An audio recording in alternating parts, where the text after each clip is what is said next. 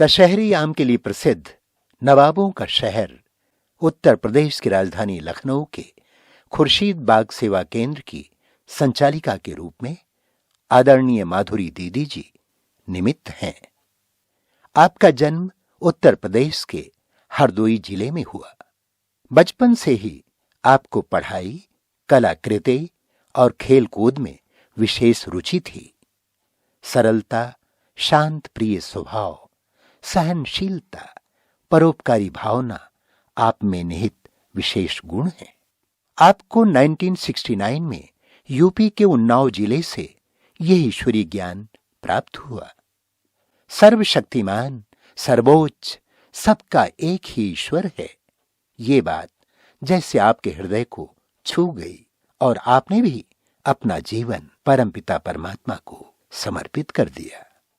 परमपिता परमात्मा की अव्यक्त पालना और विशेष सती दादी, कुंज दादी, किस्नी दादी और भगवती दादी का ममता भरा वात्सल्य पाकर 1978 से काशगंज, कानपुर आदि सेवा स्थानों पर सेवाएं करती हुई 1979 से लखनऊ खुर्शीद बाग की सेवाओं को आगे बढ़ा रही। नवयुग की स्थापना के इस महान कार्य में आपने विशेष सहयोग देते हुए व्यसन मुक्ति, ग्राम विकास कार्यक्रम, युवा पदयात्रा, शिव संदेश यात्रा तथा दिव्य झांकियों का सफल आयोजन किया है। वर्तमान समय में 9 उपसेवा केंद्रों, 11 गीता पाठशालाओं सहित 1100 से भी अधिक बीके भाई बहनें आपके साथ अपने जीवन चरित्र को नई दिशा प्रदान कर रहे हैं।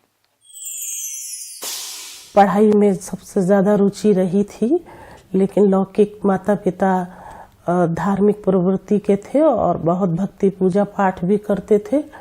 साथ साथ परिवार के अंदर भी जब कभी कभी भक्ति के हिसाब से व्रत आदि रखते थे तो उसमें भी हम लोगों को बहुत रुचि हुआ करती थी। लेकिन इतना याद आता है कि जब हम सब छोटे छोटे थे, भाई बहन सहित पिताजी बच्चों को उठा करके सबसे पहले प्रार्थना ही करवाते थे और संस्कार बहुत अच्छे अच्छे हम बच्चों को मिले। और उसके बाद समय बीतता गया तो पढ़ाई लिखाई में हम सब लग गए और पढ़ाई करते करते फिर पिताजी तो अपने व्यापार में व्यस्त रहते हुए भी कई जगह अपना सामाजिक तौर से वो सेवाएं देते रहते थे। लेकिन कई बार ऐसे भक्ति पूजा पाठ के अंदर उनके प्रश्न भी हुआ करते थे। लेकिन समय बीतता गया और बीतते बीतते फिर कुछ समय के बाद पिताजी को ये ज्ञान मिला। राजू भाई मधुबन के उनके पिताजी ने हमारे पिताजी को ज्ञान सुनाया, तो हम लोग छोटे छोटे होते भी हमें पता लग गया कि कुछ ये ज्ञान सुना रहे हैं। लेकिन हम लोग पिताजी के डर के कारण कुछ ज़्यादा पूछते नहीं थे। और इतना भी देखा कि कभी वो राजू भाई के पिताजी घर में आकर के पिताजी को जब ज्ञान सुनाते थे तो रात रात लग जाती थी। और इतना याद है कि बाद में पता चला कि लगभग हमारे पिताजी ने उनके पिताजी से 100 प्रश्न किए थे। और 100 प्रश्न के बाद जब उन्होंने पूरा इस ज्ञान को समझ लिया तब हम बच्चों के बीच में ये ज्ञान सुनाया और बहुत अच्छे ढंग से सुनाते थे। एक एक गीत गा करके या कोई भजन गा करके या कोई प्रार्थना करके उसके अर्थ सहित हम सबको बताते थे। और वो टाइम एक निश्चित कर लिया करते थे कि बच्चों को सुनाना है और अर्थ सहित सुनाना है। कोई भी घर के अंदर कोई बच्चा छूटता नहीं था, सबको एक साथ बिठा करके ये सारा ज्ञान सुनाया। फिर ध्यान योग की तरफ भी उन्होंने ध्यान खिंचवाया। चूँकि पढ़ाई में ज़्यादा हम लोगों की रुचि होती थी, इसलिए थोड़ा समय लगता चला गया और हम सब पढ़ने में रुचि ज़्यादा रखते थे। फिर कुछ समय ऐसा बीता कि जब हमको समझ आई इस बात के लिए कि ये ज्ञान तो बहुत अच्छा है, और फिर भी हमें अपनी लौकिक पढ़ाई के लिए बाहर जाना हुआ। और वहाँ पर फिर हमने जो पढ़ने वाली बहनें थीं, फ्रेंड्स थीं, उनको हमने ये ज्ञान सुनाया, क्योंकि ज्ञान सुनाने में हमको बहुत अच्छा लगता था। और जब ये ज्ञान हम सुनाते थे तो हमारी फ्रेंड्स बहुत रुचि से सुना करती थीं। धीरे धीरे ये जब समय बीता और हमने अपनी पढ़ाई पूरी करने के बाद हमने सोचा कि अब हमको अपने लाइफ के लिए कुछ निर्णय ले लेना है। तो पढ़ाई के समय भी हम अपनी बुक्स के अंदर मुरली ज़रूर रख लिया करते थे। मुरली से बहुत रुचि थी और छोटेपन से ही जब हमने ये मुरली सुनी थी तभी से ही हमको समझ में भी आने लग गई थी। और ये सोचते थे कि ये हमको समझ में आ रही है मुरली, जबकि हमारे और लौकिक परिवार के अंदर इतना नहीं समझ रहे थे, लेकिन हमको एक एक शब्द उसका समझ में आता था और पूरी कोशिश करते थे कि हम अपनी धारणाओं में आए। लेकिन फिर भी देखते थे कि नहीं, हमारे लौकिक परिवार में बड़ी सात्विकता थी, किसी भी चीज़ के लिए खान पान में इतनी शुद्धि थी तो हमको सोचने की भी इतनी ज़रूरत नहीं होती थी। बाकी बाहर के खाने पीने की भी जब बात आने लग गई तो कहीं तक ऐसा सोचा कि ये खाना पीना भी छोड़ दिया जाए। लेकिन थोड़े समय के बाद हमने वो खाना पीना बाहर का भी छोड़ा और अपने पिताजी के साथ छोटेपन से ही वो हमें कहीं बाहर ले जाते थे गांव के अंदर और एक गीत कहते थे गाओ, और गाने के बाद वो खुद भाषण करते थे। ऐसे जगह जगह जा कर के गांव में कुछ शुरू से ही सेवाएं देना शुरू कर दिया था। लेकिन फिर भी अंदर एक ये लगन थी कि कैसे भी करके बाबा से मिलना है। तो बाबा से मिलने के लिए जब हमको जाने का हुआ तो हमारी माता जी ने कुछ थोड़ा सा अंदर रखा कि नहीं, ये लोग न जाए तो ज़्यादा अच्छा है। लेकिन लगन बढ़ा रही थी और लगन के साथ ही जब हम मधुबन जाने का हुआ तो हम अपने पिताजी के साथ हम 2 बहनें मधुबन गए। और वहाँ जब हम बाबा से पहली बार देखा बाबा को, तो उस समय मेडिटेशन हॉल के अंदर मात्र 750 भाई बहनें थे। और उस समय जब हमने बाबा को देखा और बाबा के जैसे ही महावाक्य भी शुरू हो गए, लेकिन देखते ही देखते बाबा की आँखों से एक फोकस जैसी लाइट वो हमारे ऊपर पड़ रही है। और हम इधर उधर देखते हुए भी फिर भी हम ये देखें कि ये लाइट हमारे ही पास आ रही है। इतने में फिर हमने सोचा कि होगा कुछ ऐसा, लेकिन हम खुश बहुत हो रहे थे। और जो मुरली सुना रहे थे बाबा, उसका एक एक वाक्य हमारे अंदर जा रहा था और अपने भाग्य को हम यूं देख रहे थे, शायद हम बहुत बहुत भाग्यशाली हैं और हमने कोई ऐसे पूर्व में कोई कर्म किए हैं जो हम भगवान के सन्मुख आकर के ये महावाक्य सुन रहे हैं। प्रभु मिलन की मस्तियों में झूमता मन गा रहा। प्रभु मिलन की मस्तियों में झूमता मन गा रहा। पाना था जो पा लिया अब, और क्या बाकी रहा। पाना था जो पा लिया अब, और क्या बाकी रहा। प्रभु मिलन की मस्तियों में।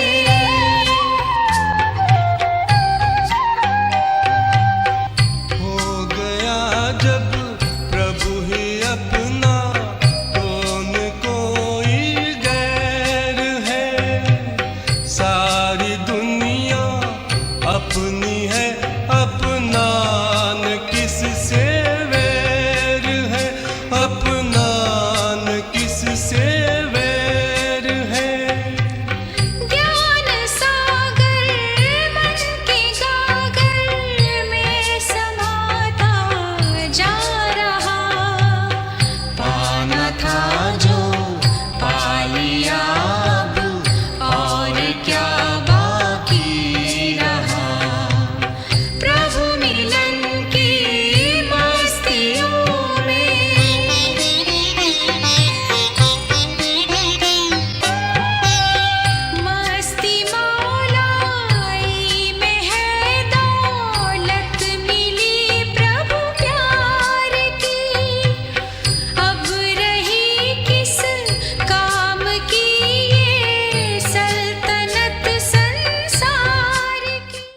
जो ज्ञान है ये बहुत ऊंचा ज्ञान है, और बचपन में भी हमने ऐसे कोई संकल्प भी रख रखे थे कि हम ऐसे कोई काम करेंगे जो दुनिया में किसी ने ऐसे काम न किए हों।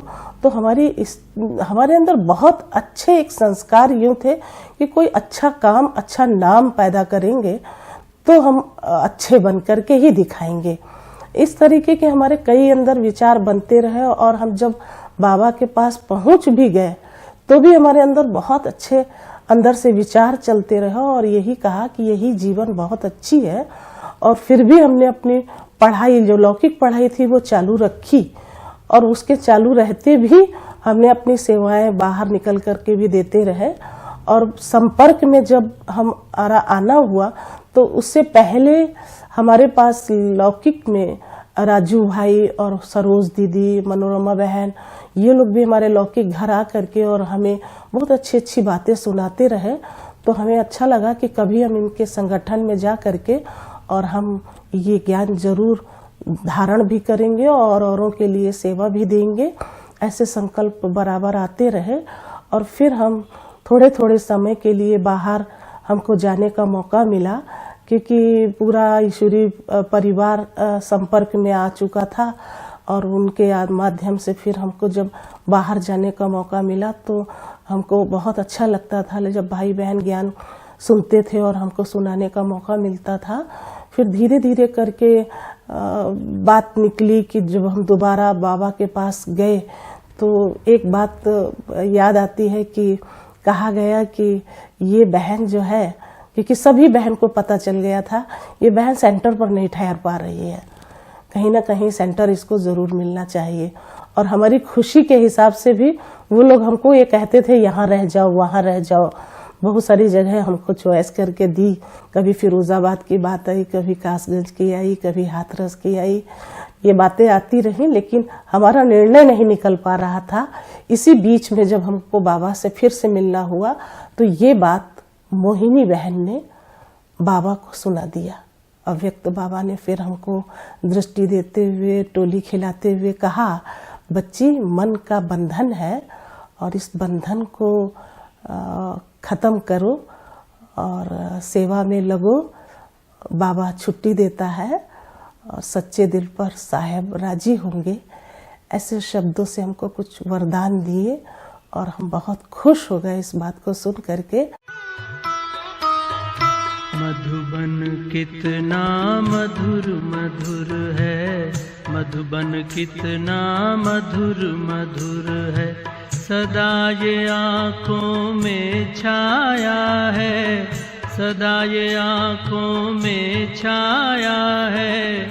दिल वाला मधुबन का बाबा, दिल वाला मधुबन का बाबा दिल में समाया है। मधुबन कितना मधुर मधुर है, मधुबन कितना मधुर मधुर है।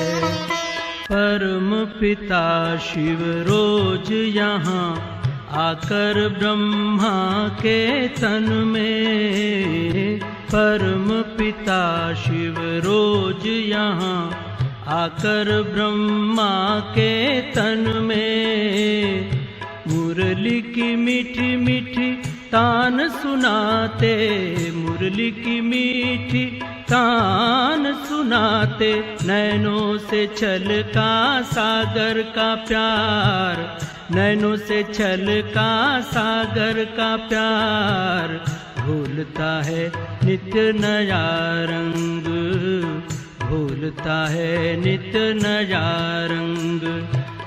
बच्चों के जीवन में दिल वाला मधुबन का बाबा, दिल वाला मधुबन का बाबा दिल में समाया है।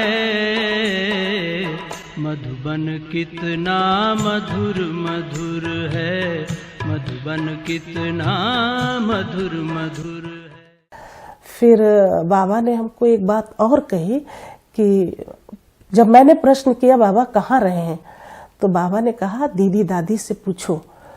तो ऐसे ही जब बाबा के महावाक्य पूरे हो गए तो हम नीचे उतरे और नीचे उतरते ही दादी दीदी दोनों ही खड़े हुए थे आंगन में। और हम उनके पास जब पहुंच गए और हमने अपना परिचय देते हुए जब ये कहा कि हम फला जगह से आए हैं सती दादी के पास से, और मुझे कहाँ रहना है आप हमें बताइए। तो कहा कि दीदी ने देखते ही कहा कि सती दादी के पास तो कोई कन्या नहीं है ना, तो तुमको वहाँ ही सती दादी के पास ही रहना है। तो इतना सुनते ही हम बहुत खुश हो गए इस बात को लेकर के कि मेरा निर्णय निकल आया। नहीं तो हम ये समझ ही नहीं पा रहे थे कि हमें रहना कहाँ है, क्योंकि सभी की चाहना थी कि हमारे पास रहे, हमारे पास रहे। ऐसे करते करते हम यहाँ लखनऊ में आ तो गए, लेकिन फिर भी थोड़ा समय हमको ये लगने लगा कि सती दादी के पास तो हम ही अकेले हैं और बीच बीच में कोई माताएं रह जाया करती थी, थोड़ा और देखना चाहिए। इसी बीच में हमको थोड़ा सा एक मौका मिला कानपुर में गंगे दादी के साथ रहने का। जब बाबा के साथ कभी योग लगाने के लिए बैठते थे तो ऐसा लगता था कि बाबा आप आए तो हो, लेकिन हमें ऐसा कुछ एहसास तो नहीं होता है, लेकिन जब कुछ एहसास होगा तो ज़रूर हम इस चीज़ को मानेंगे। तो एक दिन ऐसा ही हुआ हमारे साथ कि आंख बंद होते ही हमें एक बहुत सुंदर कृष्ण जो छोटा रूप है वो दिखाई दिया। और जब कृष्ण का छोटा रूप दिखाई दिया तो हम बहुत खुश हो गए और आंख खुलते ही जैसे हमें लगा कि हम ऐसी दुनिया में जाएंगे और इसमें जाने के लिए हमें फिर करना क्या है। तो ये सब बातें अंदर जाने लग गई और आगे तक भी ऐसे ही खुशी के लिए हमेशा हमारा संकल्प रहता है कि हम खुशी हमारी कभी न जाए।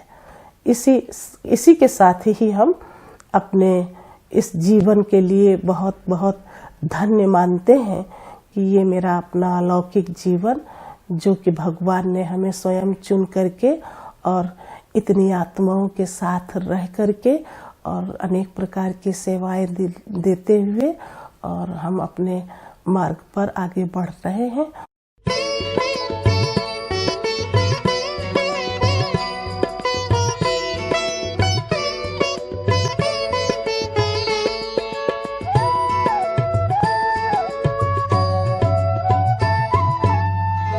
अमर कहानी ब्रह्मा की, अमर कहानी ब्रह्मा की, स्वर्णिम दुनिया लाएगी, स्वर्णिम दुनिया लाएगी। उनकी त्याग तपस्या सेवा, उनकी त्याग तपस्या सेवा शिव की झलक दिखाएगी। अमर कहानी ब्रह्मा की।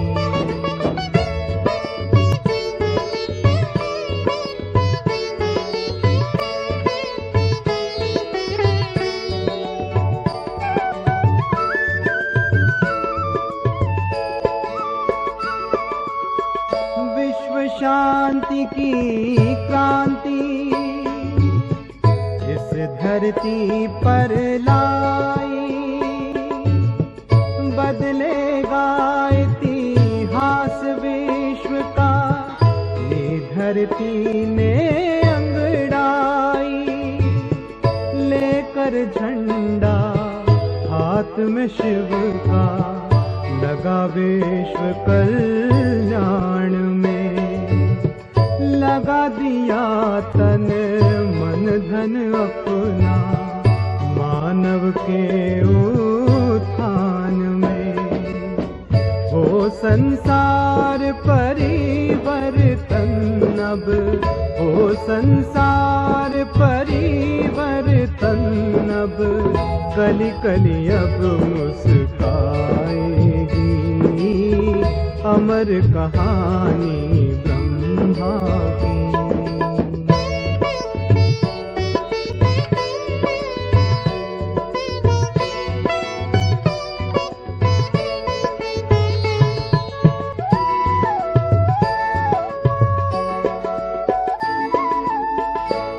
से नानी बाबा ने मानव को नया मोड़ दिया। जाति भेद और धर्मों के बंधन सारे तोड़ दिए। करते जो दूर ईश्वर से उन राहों को छोड़ दिया। हम हैं एक पिता के बच्चे, प्यारा रिश्ता जोड़ दिया। दी है कुर्बानी जिन्होंने, दी है कुर्बानी जिन्होंने, सबके जुबान पर आएगी अमर कहानी ब्रह्मा की।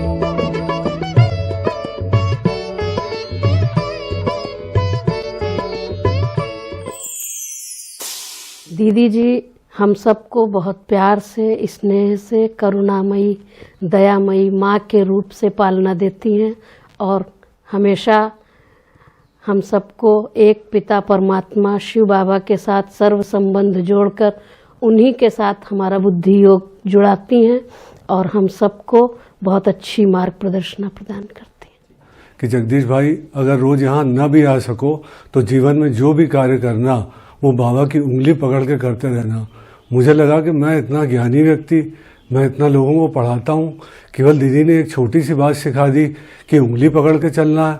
उसको बाद मैंने उस उंगली को पकड़ने को जीवन भर अपनाया और आज तक मैं अपना रहा हूँ और बाबा के साथ ही साथ पूरे प्रेम के साथ चल रहा हूँ और जीवन में लगातार सफलताएं प्राप्त कर रहा हूँ और मेरी सारी समस्याओं का समाधान धीरे धीरे धीरे धीरे होता जा रहा है। दीदी का शुरू से ही मेरे प्रति व्यवहार बहुत ही मृदु रहा है।